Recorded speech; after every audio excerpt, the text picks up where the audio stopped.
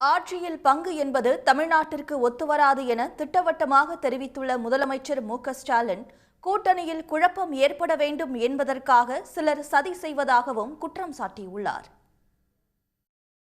சென்னையில் நடைபெற்ற India today கருத்தரங்கில் முதலமைச்சர் மு.க.ஸ்டாலின் கலந்து கொண்டு பேசினார். அப்போது திமுக காங்கிரஸ் கூட்டணி தொடருமா என்ற கேள்விக்கு பதிலளித்த முதலமைச்சர், திமுக காங்கிரஸ் கூட்டணி நிச்சயமாக தொடரும் என தெரிவித்தார்.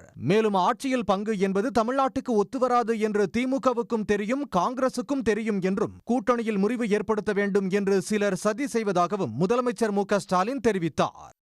The reason I am asking you, there is a lot of speculation in Delhi that will the DMK Congress alliance fight this election together or not? Will you share power? Will you fight election Congress கூட்டணி இணக்கமா இந்த எலெக்ஷன்ல இருக்குமா? நிச்சயமா இருக்கும். மத்தவங்க நினைக்கிற மாதிரி இல்ல. அதெல்லாம் இந்த மாதிரி மீடியாக்கள் உங்கள மாதிரி மீடியாக்கள் பண்ற பிம்பங்கள். எங்களை பொறுத்தவரை நாங்க நல்லா இருக்கிறோம். Congress DMK alliance we will win together. You are giving us a big point. You are saying that you all will fight election together. Will you share power? ஆட்சியில் பங்குன்றது பத்தி அது தமிழ்நாட்டுக்கு ஒத்து வராது அப்படிங்கிறது எங்களுக்கு தெரியும், அவங்களுக்கு தெரியும்.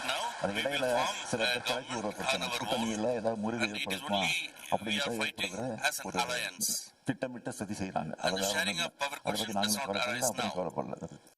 அரசியலை கடந்து மக்களவை எதிர்க்கட்சித் தலைவர் ராகுல் காந்தியை தனது சகோதரராகவே பார்ப்பதாகவும் அவர் கூறினார். முன்னதாக நிகழ்ச்சியில் பேசிய முதலமைச்சர், இந்தியா டுடே நடத்திய கருத்து கணிப்பில் திமுக கூட்டணி முன்னணியில் இருப்பதை சுட்டிக்காட்டினார். கருத்து கணிப்பை கண்டு மெத்தனமாக இருந்து விடாமல் கடினமாக உழைத்து கணிப்பை உண்மையாக்குவோம் என்றும் தெரிவித்தார். ஒன்றிய பாஜக அரசு தமிழ்நாட்டுக்கு அநீதியையும் துரோகத்தையும் செய்து வருவதாக குற்றம் சாட்டிய முதலமைச்சர், ஒன்றிய பட்ஜெட்டில் தமிழ்நாட்டுக்கு பூஜ்ஜியத்தை வழங்கிய தேசிய ஜனநாயக கூட்டணிக்கு அதே பூஜ்ஜியத்தை மக்கள் திருப்பி தரப்போகிறார்கள் என்றும் தெரிவித்தார். இவ்வளவு நன்மைகள் செய்யக்கூடிய திமுக அரசுக்கு ஒன்றிய பாஜக அரசு எப்படியெல்லாம் நெருக்கடிகளை கொடுக்குது என்பதையும் மக்கள் கவனிச்சுக்கிட்டு தான் இருக்காங்க.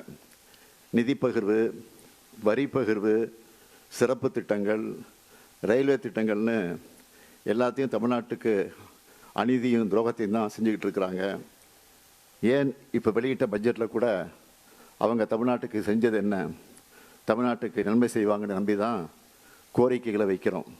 ஆனால் பட்ஜெட்டில் தந்தது 0 தான். இப்போது என்டிஏ கூட்டணிக்கு அதே 0வை மக்கள் திருப்பி தரப்போகிறாங்க. அடிமைகளையும் அவதூறுகளையும் பயன்படுத்தி ஜனநாயக விழுமியங்களை அழிக்க பாஜக துடிப்பதாக குற்றம் சாட்டிய முதலமைச்சர், பாஜகவின் பாசிச அரசியல் தமிழ்நாட்டில் எடுபடாது என்றும் திட்டவட்டமாக தெரிவித்தார். உடனுக்குடன் செய்திகளை தெரிந்து கொள்ள சன் நியூஸ் பெல் ஐகானை கிளிக் பண்ணுங்க.